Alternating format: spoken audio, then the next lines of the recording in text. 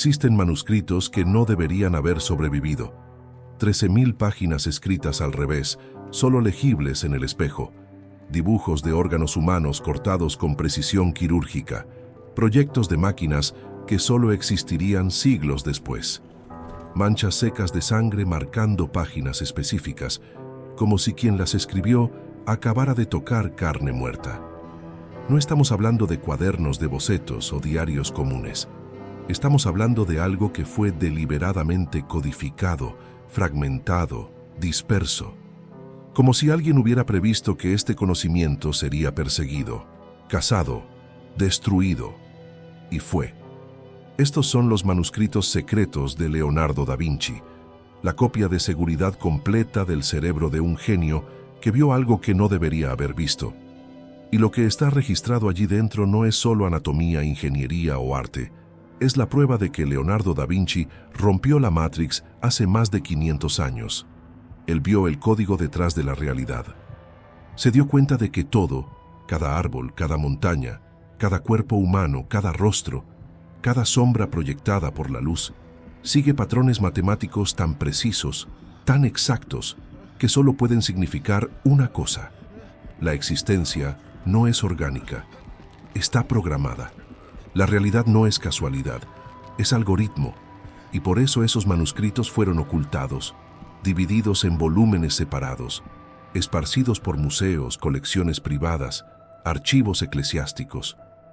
Porque revelar lo que Leonardo descubrió sería destruir la ilusión central que mantiene a la humanidad atrapada dentro de la simulación. Hoy verás lo que realmente había en esas páginas manchadas de sangre. Entenderás por qué escribía al revés, por qué dibujaba fetos con la frialdad de quien diseca máquinas, por qué sabotearía sus propios proyectos de guerra, y principalmente, por qué se esforzó tanto por esconder y al mismo tiempo preservar lo que sabía. 60 años después de la muerte de Leonardo da Vinci, en 1580, un artista italiano llamado Pompeo Leoni compró, casi sin saber lo que estaba comprando, un montón de papeles viejos en chatarra y subastas. Cuando él abre los manuscritos por primera vez y comienza a hojearlos, se da cuenta de que no hay absolutamente nada normal allí. Los textos están escritos de derecha a izquierda. Solo puedes leerlos si pones las páginas frente a un espejo. Y entre las líneas hay dibujos extremadamente raros y específicos. Páginas y páginas de órganos internos del cuerpo humano, como si alguien hubiera cortado con una cuchilla finísima cada capa de músculo, nervio y hueso.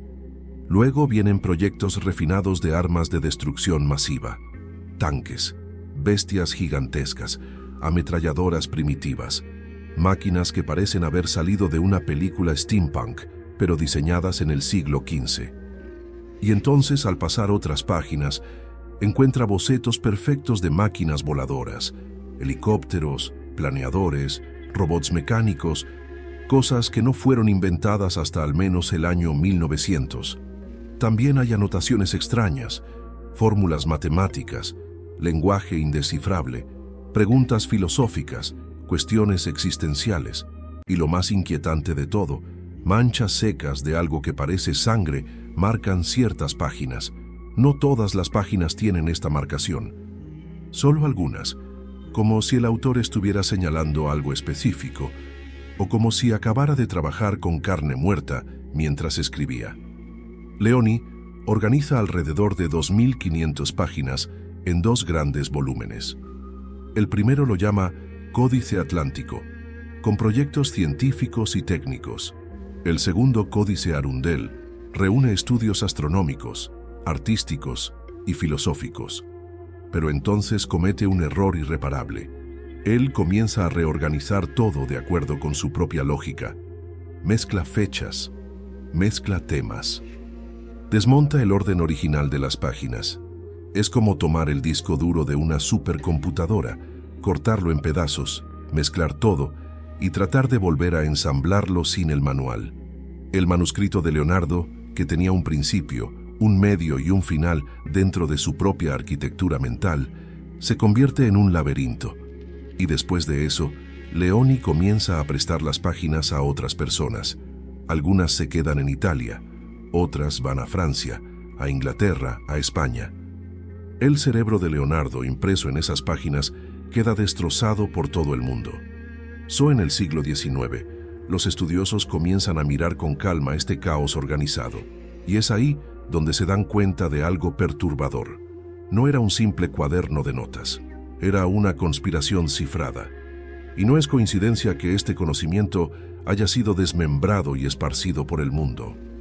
Leonardo sabía que solo quien realmente observaba, quien dedicara el tiempo suficiente para reconstruir los fragmentos, podría ver la verdad. De la misma manera que los textos antiguos preservaron conocimientos prohibidos en grimorios codificados, llenos de símbolos y jerarquías invisibles, estos manuscritos llevan algo mucho más grande que anatomía o ingeniería. Ellos llevan una llave para ver más allá de la ilusión. Existen manuscritos que revelan símbolos, entidades y prácticas espirituales completamente diferentes de lo que enseñan las religiones tradicionales. Textos como el Gran Grimorio, la Llave de Salomón, el Libro de Enoc y ahora los Códices de Leonardo describen rituales, jerarquías y fórmulas que han sido prohibidas no por ser falsas, sino por revelar demasiado. Reunimos esta información documentada en un material completo. Pero como este tipo de contenido puede ser eliminado de las plataformas, liberamos el acceso exclusivamente en nuestro sitio web, por tiempo limitado. Si deseas acceder, simplemente escanea el código QR en la pantalla o haz clic en el enlace del primer comentario fijado.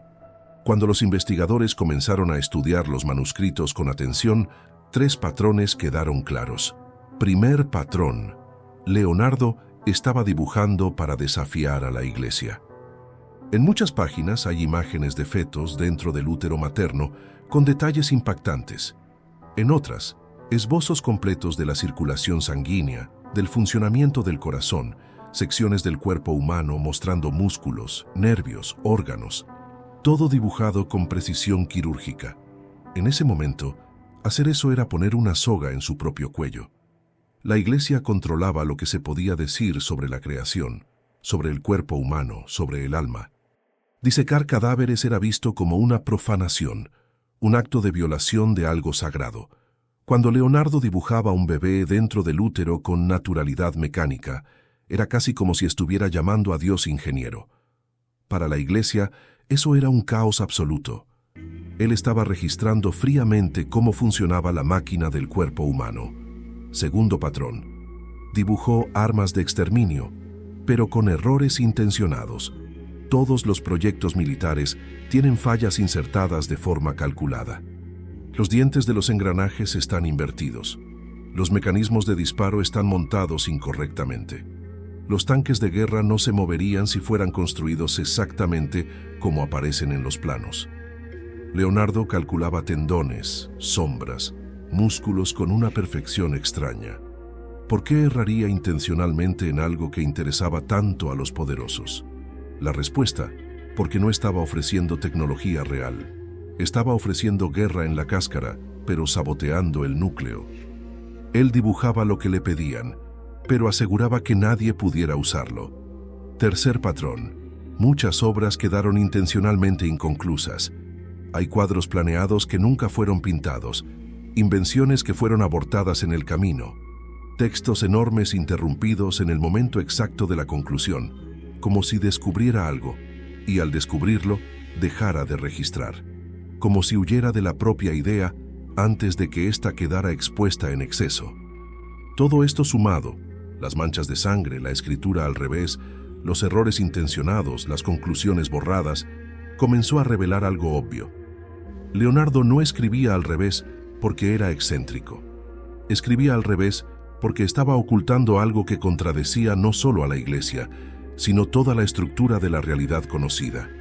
Si este patrón ya ha comenzado a tener sentido para ti, inscríbete y activa las notificaciones, porque lo que viene ahora es donde todo se conecta. Para entender por qué Leonardo vio lo que nadie más veía, es necesario entender quién era él, y principalmente lo que no era. Nació en 1452, en un pequeño pueblo de Italia llamado Vinci, hijo ilegítimo de un hombre de buena posición con una campesina, sin apellido, sin familia reconocida, sin derecho a herencia.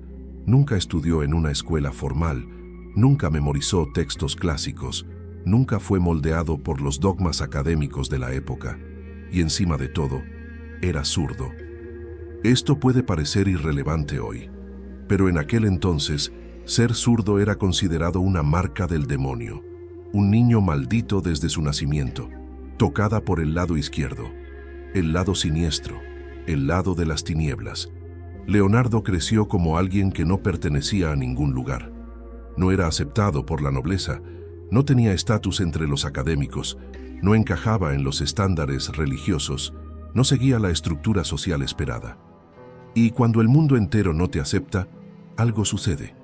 Dejas de intentar encajar y comienzas a observar desde afuera. Es exactamente eso lo que hace Leonardo.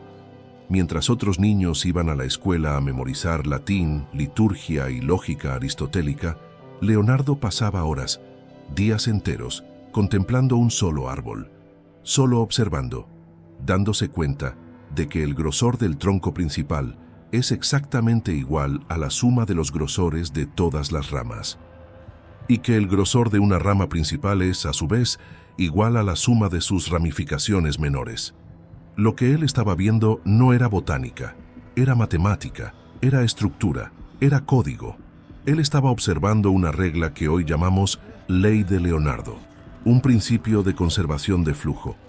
Lo que entra en un sistema es igual a lo que sale, y ese mismo principio se aplica a la circulación sanguínea en el cuerpo humano, al tránsito de autos en una ciudad, al flujo de datos en Internet, al movimiento de energía en cualquier red compleja.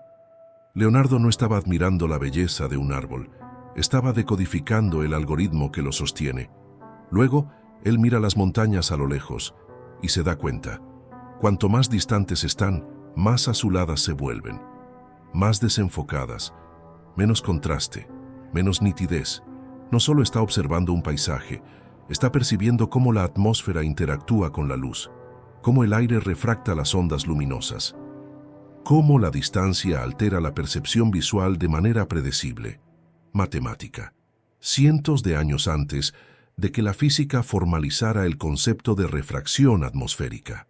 De esta observación nace la técnica que él llamaría perspectiva atmosférica, y que revolucionaría para siempre la pintura en el Renacimiento. Pero aquí está el punto. Leonardo no estaba tratando de ser un mejor artista. Estaba mapeando las reglas invisibles que rigen la percepción de la realidad.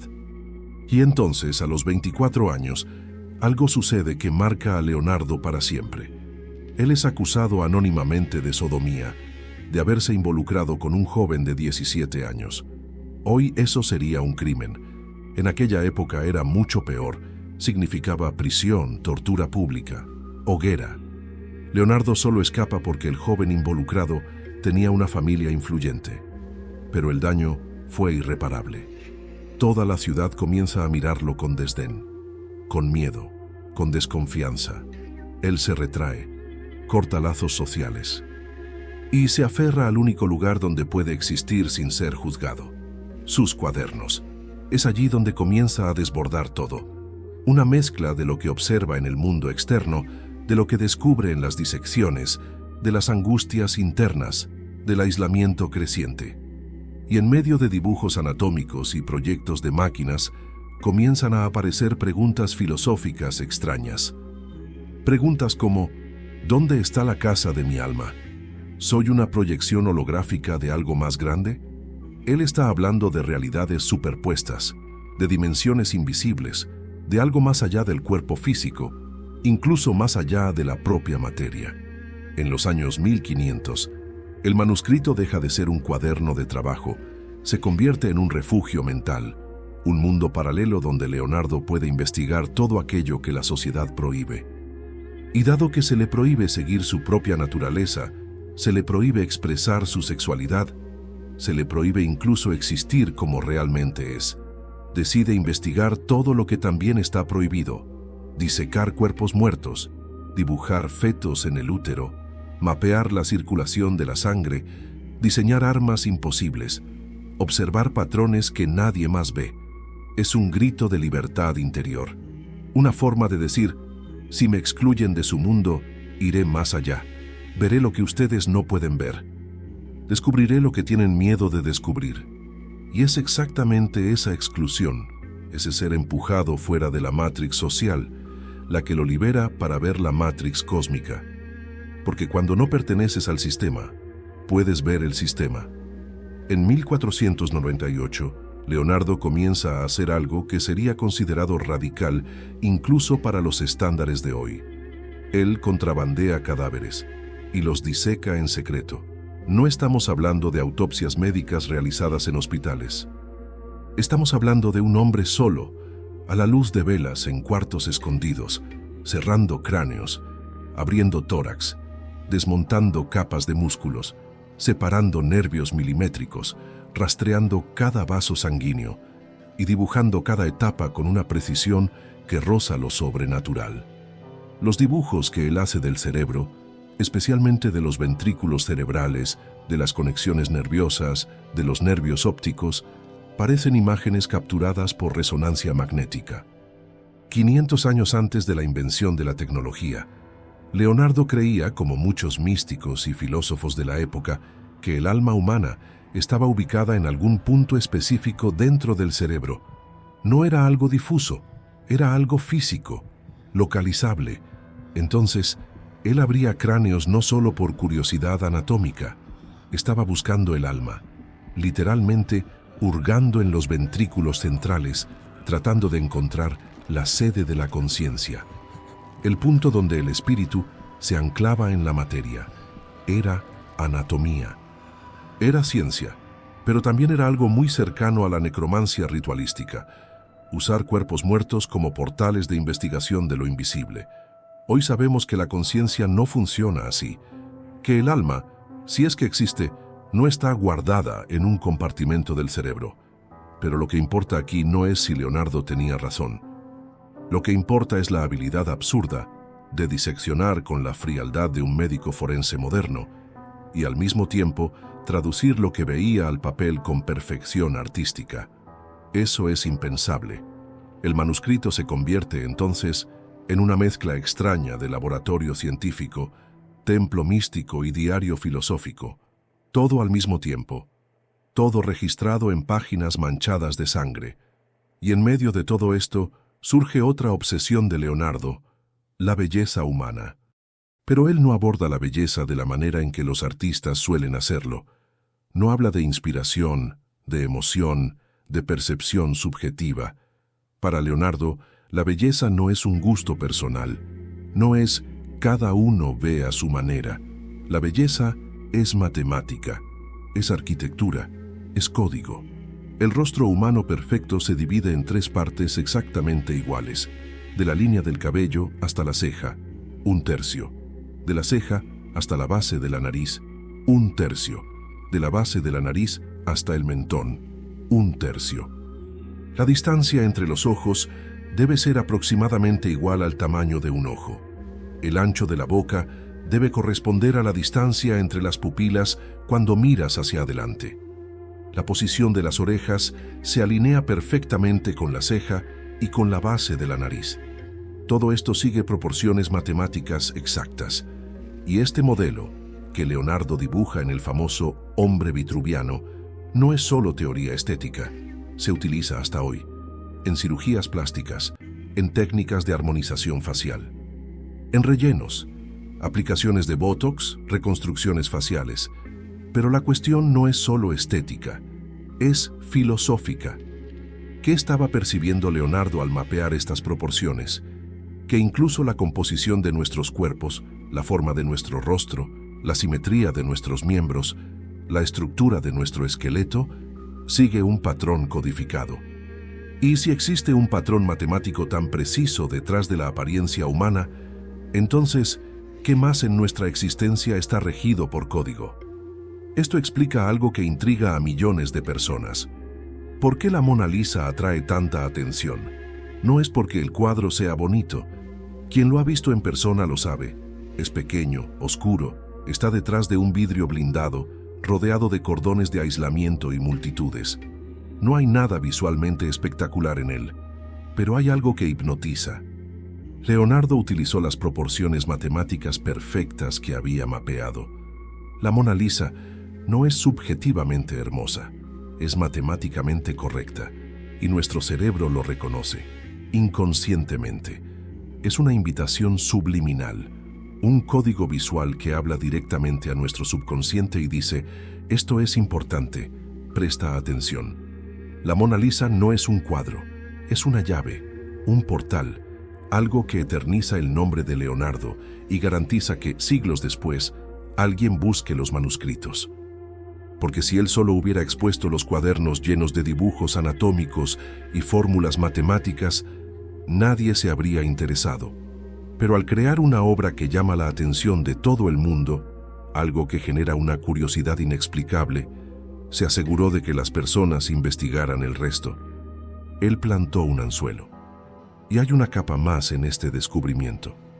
Leonardo también se da cuenta de que el mundo real no tiene contornos definidos. No hay líneas en la naturaleza, solo degradados, transiciones suaves. Desarrolla la técnica del esfumato, bordes delicados, transiciones sutiles entre luz y sombra, formas que se disuelven gradualmente en el fondo. Pero eso no es solo estilo artístico, es observación física. Leonardo está percibiendo algo que solo sería formalizado por la física cuántica siglos después. Nada es realmente sólido. Tomas un objeto en la mano, un control remoto, un bolígrafo, una piedra, y parece duro, concreto, real.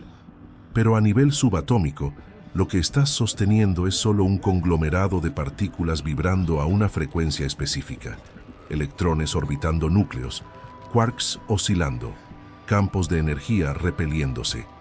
Gracias a esta vibración, las partículas se organizan en una estructura que su cerebro interpreta como sólida, pero en el fondo no hay solidez, solo vibración, solo código. Leonardo veía eso en las sombras, en las montañas a lo lejos, en la luz que se dispersa por la atmósfera. Todo se disuelve. Nada tiene un borde absoluto. Nada es realmente fijo, y eso no es filosofía poética. Es la estructura cuántica de la realidad siendo observada a simple vista por alguien que no tenía microscopios, aceleradores de partículas o teoría cuántica. Leonardo estaba viendo la Matrix. Y si quieres entender cómo estos patrones se repiten en los grimorios que han estado ocultos durante siglos, textos que también hablaban de proporciones sagradas, símbolos geométricos y realidades invisibles, hay un contenido más completo esperando. Porque lo que Leonardo vio no estaba solo en los cadáveres o en las telas, estaba en los mismos manuscritos que la Iglesia intentó borrar. Textos que describen rituales, jerarquías ocultas y fórmulas que daban acceso a otras capas de la existencia. Reunimos las fuentes más confiables en un material exclusivo, pero debido a que contiene información sensible, este contenido está disponible solo en nuestro sitio web y estará en línea por tiempo limitado. Si deseas acceder, simplemente escanea el código QR en la pantalla o haz clic en el enlace del primer comentario fijado. Entonces, ¿qué fue lo que Leonardo realmente descubrió en esos manuscritos escritos al revés? Que la realidad es un código. Si observas con suficiente atención, árboles, montañas, nubes, el cuerpo humano, ciudades, máquinas, la luz que se dispersa en la atmósfera, sombras proyectadas en el suelo, el movimiento de las mareas, partículas de polvo flotando en el aire, emociones que se expresan en el rostro, todo, absolutamente todo, sigue patrones matemáticos predecibles. Y si todo es matemática, entonces nada es biológico en el sentido que imaginamos. Nada es caótico, nada es azar, todo es programa. Leonardo no solo estaba dibujando anatomía, no solo estaba diseñando máquinas, no solo estaba pintando cuadros. Él estaba registrando las fallas en la Matrix. Él veía las líneas de código detrás de la simulación y anotaba todo, escondido en manuscritos espejados, protegido por errores intencionados, fragmentado en páginas dispersas. Porque él sabía que no podía revelar eso abiertamente. Entonces fingió servir a la religión, pintó obras sagradas, trabajó para duques y reyes. Ofreció proyectos de armas que saboteó para que no funcionaran.